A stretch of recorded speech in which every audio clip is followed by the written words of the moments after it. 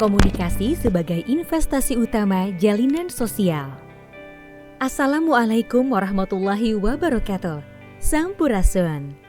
Selamat datang pada penyelenggaraan pendidikan dan latihan peningkatan keterampilan dasar teknik instruksional atau PKERTI yang digelar P3AI Universitas Pasundan pada mata latih Komunikasi sebagai investasi utama jalinan sosial.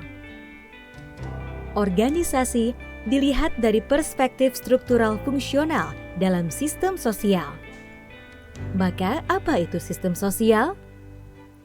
Sistem sosial adalah suatu sistem daripada tindakan-tindakan yang terbentuk dari interaksi sosial berbagai individu yang tumbuh dan berkembang di atas standar penilaian umum atau norma-norma sosial yang disepakati bersama oleh anggota masyarakatnya. Teori fungsional dan struktural adalah salah satu teori komunikasi yang masuk dalam kelompok teori umum atau general theories, sebagaimana terjadinya proses komunikasi efektif. Ciri utama teori ini adalah adanya kepercayaan pandangan tentang berfungsinya secara nyata struktur yang berada di luar diri pengamat dalam komunikasi organisasi. Keseimbangan dalam masyarakat terjadi diakibatkan oleh setiap individu dalam masyarakat memiliki norma-norma sosialnya masing-masing. Tingkah laku mereka terjalin sedemikian rupa dalam suatu struktur sosial. Pengaturan berbagai norma sosial terjadi melalui komitmen bersama atau kesepakatan. Berbagai perbedaan pendapat dan kepentingan dapat diintegrasikan. Mekanisme pengendalian sosial dapat dilakukan dengan proses sosialisasi dan pengawasan sosial atau social control. Lalu, apa itu komunikasi? Komunikasi berasal dari bahasa Latin communis yang berarti sama atau communication yang berarti pertukaran pikiran. Definisi dari komunikasi adalah proses penyampaian informasi, pengertian, dan pemahaman antara pengirim dan penerima.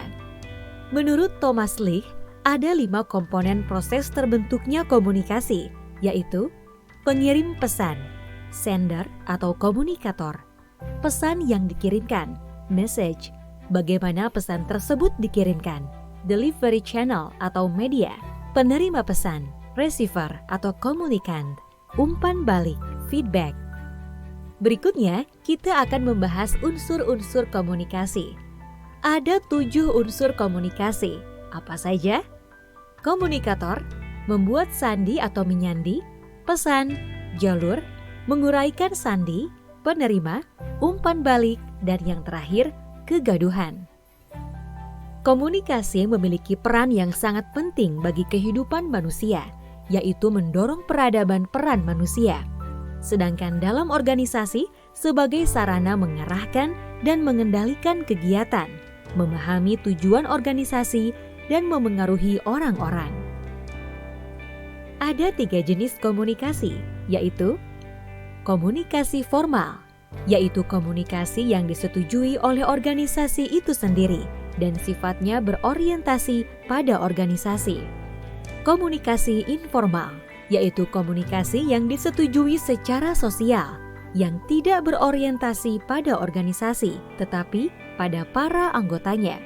Biasanya disebarluaskan melalui desas-desus atau kabar angin dari mulut ke mulut dari satu orang ke orang yang lainnya.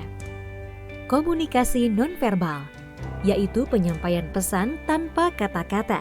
Dan komunikasi nonverbal ini memberikan arti pada komunikasi verbal, seperti ekspresi wajah, kontak mata, sentuhan, postur tubuh, gaya berjalan, suara, dan gerak isyarat. Selanjutnya, kita akan membahas cara berkomunikasi dalam berorganisasi. Kita perlu mengetahui cara berkomunikasi yang benar. Komunikasi ke bawah, komunikasi dari jenjang hierarki yang lebih tinggi ke jenjang yang lebih rendah. Contohnya, instruksi, memo resmi, pernyataan kebijakan, prosedur, dan sebagainya. Komunikasi ke atas, komunikasi dari jenjang hierarki yang lebih rendah ke ke yang lebih tinggi. Contohnya saran, pengaduan, atau pertemuan kelompok. Komunikasi horizontal. Komunikasi pada jenjang hierarki yang sederajat. Contohnya koordinasi, integrasi. Komunikasi diagonal. Komunikasi yang terjadi pada lintas fungsi dalam struktur organisasi. Contohnya, pengawas keuangan memerlukan data dari tenaga penjualan. Seperti yang kita ketahui, komunikasi memiliki peran yang sangat besar dalam kehidupan manusia. Maka komunikasi efektif dapat membantu meningkatkan kualitas personal manusia, baik dalam kehidupan atau karir. Ketepatan komunikasi itu penting, lebih penting daripada sebelumnya, karena kita hidup di era yang rentan, di mana kata-kata yang salah dimengerti bisa menimbulkan bencana, sama seperti yang ditimbulkan oleh tindakan mendadak yang tidak dipikirkan terlebih dahulu. Komunikasi yang disebut efektif apabila tersampaikannya pesan, baik secara verbal maupun nonverbal, dengan cara yang baik dalam konteks sosial yang baik pula. Sekarang, saatnya membahas cara berkomunikasi efektif. Ada 5 pondasi untuk membangun komunikasi efektif. Berusaha benar-benar mengerti orang lain, empathetic communication. Memenuhi komitmen atau janji. Menjelaskan harapan. Meminta maaf secara tulus ketika Anda membuat kesalahan. Memperlihatkan integritas pribadi. Kelima pondasi tersebut dapat terlaksana dengan 5 hukum komunikasi. Hukum komunikasi pertama adalah respect atau sikap menghargai. Rasa hormat dan saling menghargai. Manusia ingin dihargai dan dianggap penting. Menjaga kebanggaan diri dan orang lain. Mempertahankan sinergi. Memperkuat kekompakan tim. Hukum komunikasi kedua adalah empati. Kemampuan menempatkan diri kita pada situasi atau kondisi yang dihadapi oleh orang lain. Mendengarkan adalah kunci utama. Hukum komunikasi ketiga adalah audible. Dapat didengarkan atau dimengerti dengan baik. Audible berarti pesan yang kita sampaikan dapat diterima oleh penerima pesan. Dalam komunikasi personal, hal ini berarti bahwa pesan disampaikan dengan cara atau sikap yang dapat diterima oleh penerima pesan. Hukum komunikasi keempat adalah care. Menyimak secara seksama dan sungguh-sungguh apa isi pembicaraan dari lawan bicara dan bagaimana ia menyampaikan pesan tersebut. Hukum komunikasi kelima adalah humble. Prinsip kelima dalam membangun komunikasi yang efektif adalah sikap rendah hati. Sikap ini merupakan unsur yang terkait dengan prinsip pertama. Untuk membangun rasa menghargai orang lain, biasanya didasari oleh sikap rendah hati yang kita miliki. Tujuan dari komunikasi efektif sendiri itu adalah untuk mengubah pengetahuan, sikap, dan perilaku si penerima pesan sesuai dengan harapan si pemberi pesan. Berikut adalah ciri-ciri komunikasi efektif. Pengertian, kesenangan, empathic communication, hubungan sosial yang baik, mengubah sikap dan tindakan. Komunikasi efektif bukan berarti tidak memiliki hambatan. Ada beberapa hambatan yang biasanya ditemui. Contohnya kemampuan berbahasa, perbedaan cara pandang, yang terakhir pengaruh jabatan dan status sosial, perbedaan budaya, lingkungan fisik saat berkomunikasi, saluran komunikasi yang terganggu, dan ketiadaan tanggapan. Di dalam organisasi, komunikasi efektif juga sering menemui hambatan. Di antaranya adalah perbedaan latar belakang dan pengalaman, sifat selektif dalam menerima pesan, perbedaan penilaian terhadap suatu pesan, dapat dipercayanya sumber, persoalan bahasa, penyaringan informasi, perbedaan status atau jabatan atau posisi, tekanan waktu atau keterbatasan waktu, dan beban komunikasi yang terlalu berat.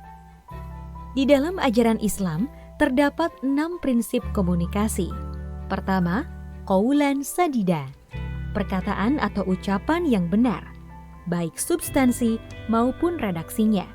Prinsip ini disebutkan dalam surat An-Nisa ayat 9. Kedua, qaulan baligha, bertutur dengan menggunakan kata-kata yang tepat, lugas dan jelas maknanya, serta komunikatif, sehingga mampu meninggalkan kesan yang mendalam dalam benak dan jiwa.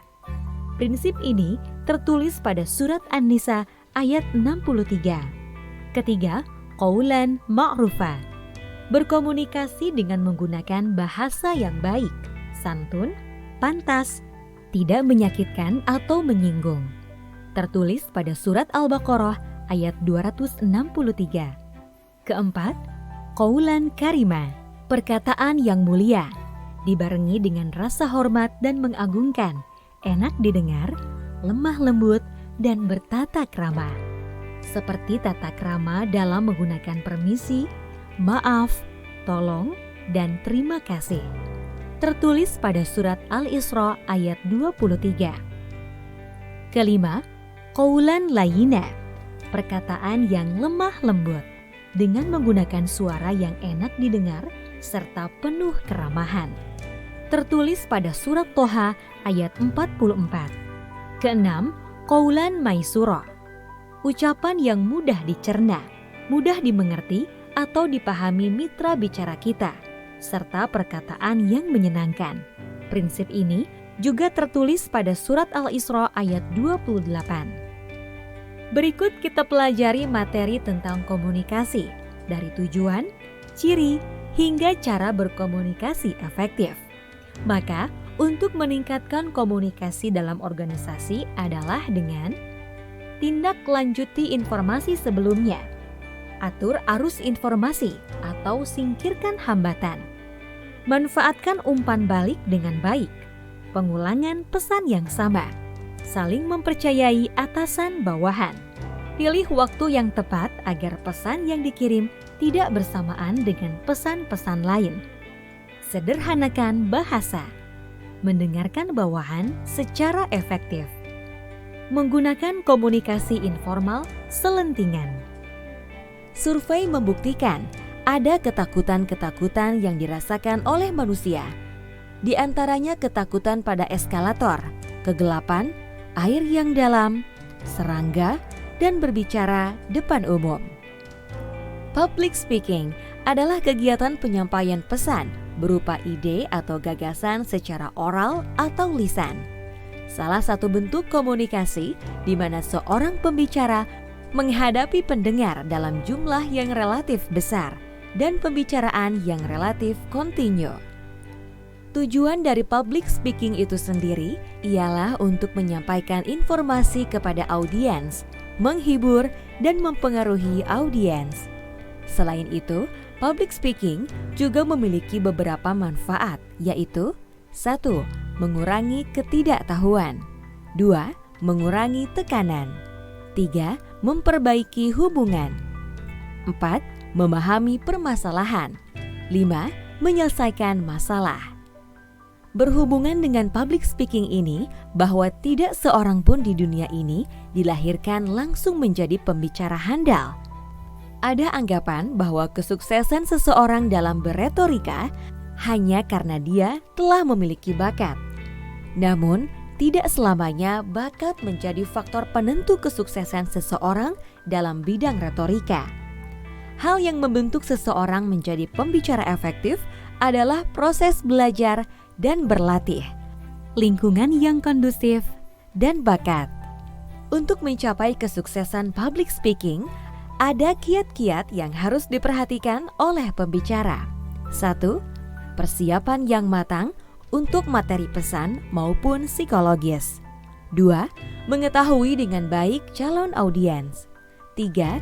Berpikir bahwa kita menguasai pesan yang akan disampaikan. 4. Optimis ketika diminta berbicara. 5. Jangan segan untuk bertemu pandang dengan audiens. 6.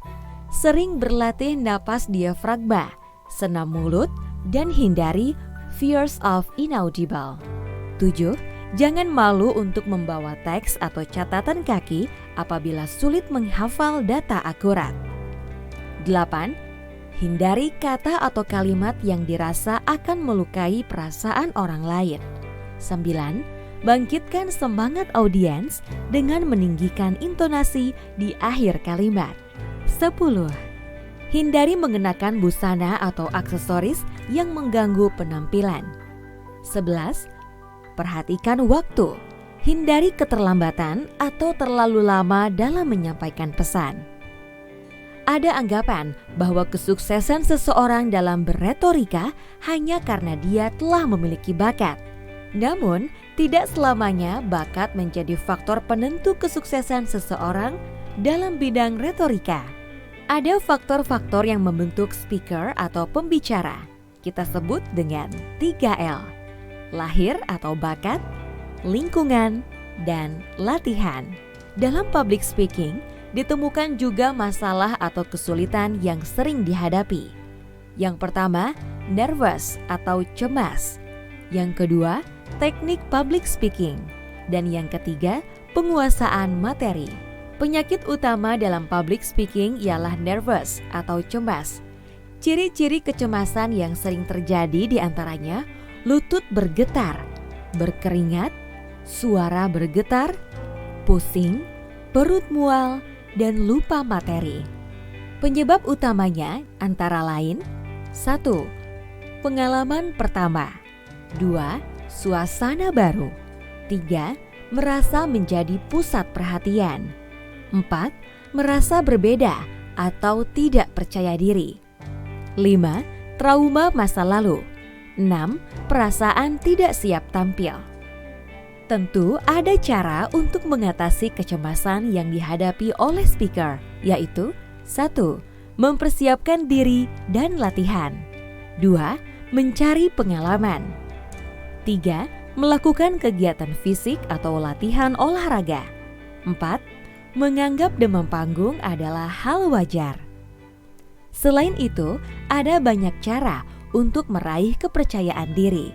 Di antaranya yaitu melepaskan rasa sesal, jangan takut gagal, perhatikan penampilan, dan mengingat kesuksesan di masa lalu. Selain dari mengelola kecemasan, kita juga memerlukan teknik public speaking yang tepat. Berikut teknik yang harus diperhatikan dalam public speaking. 1. Variasi suara. Variasi suara meliputi volume suara dan nada suara dalam berbicara. Selain itu, perhatikan juga kecepatan bicara saat artikulasi bicara. Aturlah sesuai kebutuhan. Bicara dengan cepat menunjukkan antusiasme dan urgensi, sedangkan berbicara lambat memberi penekanan. Berikan pula jeda dalam memberi penekanan. 2. Ekspresi wajah. Ekspresi wajah juga dapat membantu penyampaian materi pada audiens. Pastikan mata tidak terpaku pada suatu benda. Hindari kecenderungan menggeleng-gelengkan kepala dan biasakan untuk tersenyum. 3. Bahasa tubuh. Dalam suasana formal, berdiri selalu lebih baik daripada duduk. Gunakan tangan untuk memegang alat bantu dan tidak dianjurkan untuk berjalan mondar-mandir. Setelah menguasai teknik public speaking, ada beberapa tips untuk merebut atensi dari audiens. Di antaranya, 1. Busana yang sesuai. 2. Datang tepat waktu. 3. Gunakan alat audio visual. 4. Kemukakan sasaran dan tujuan. 5. Kemukakan manfaat yang akan diperoleh audiens. Kesan pertama adalah hal yang penting, begitu juga dalam public speaking. Untuk membuka presentasi, ada beberapa hal yang harus diperhatikan, yaitu 1. Memberikan pujian tulus kepada audiens. 2. Mengajukan pertanyaan retorikal. 3. Mengutip pendapat orang bijak. 4. Memberikan pertanyaan misterius. 5. Menceritakan lelucon dan lainnya. Ada juga cara-cara untuk menutup presentasi dengan mengesankan, seperti 1. Membuat ringkasan dan kutipan. 2. Pernyataan yang memotivasi. 3. Tantangan untuk audiens untuk segera bertindak. 4. Menyajikan lelucon yang relevan. 5. Mengulangi manfaat. 6. Meminta audiens untuk meneriakkan slogan tertentu. Oleh karena itu, ada teknik presentasi efektif yang bernama kupas. Kuasai, ungkapkan, peragakan, ajukan pertanyaan, simpulkan. 1. Kuasai. Kuasai materi, seperti garis besar materi, pokok bahasan materi, dan target materi. Kuasai diri, percaya diri, dan optimis. Kemudian, kuasai audiens, cari tahu usia dan latar belakang audiens. 2. Ungkapkan.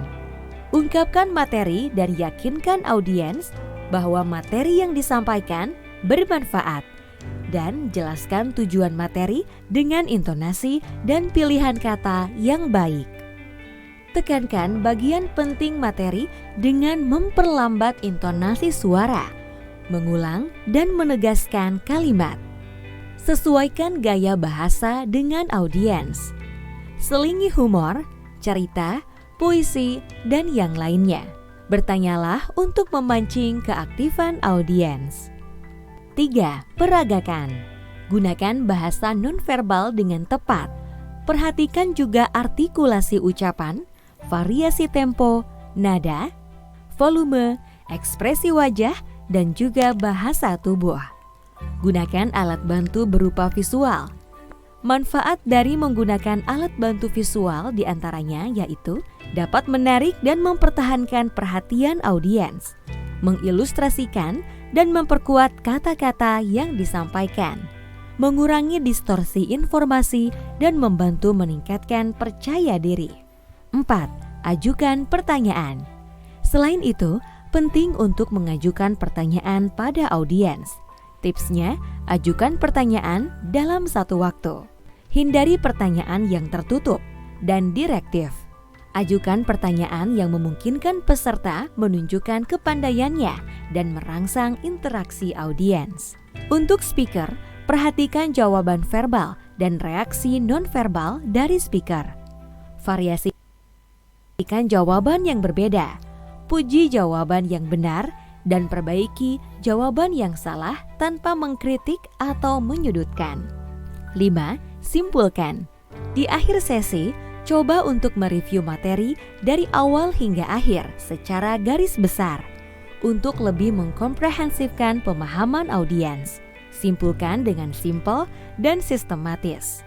Adapun hal-hal yang harus dihindari oleh seorang speaker diantaranya tampil tidak siap dan tidak terorganisir, terlambat memulai dan mengakhiri, menanggapi pertanyaan secara tidak tepat, menggunakan alat bantu dengan tidak profesional, menampilkan kebiasaan-kebiasaan buruk, menyajikan humor yang tidak tepat, menggunakan bahasa yang tidak tepat dan tidak update atau kurang informasi. Kesimpulannya dalam public speaking adalah kemampuan berbicara sangat penting untuk kehidupan kita. Siapa saja bisa menguasai public speaking.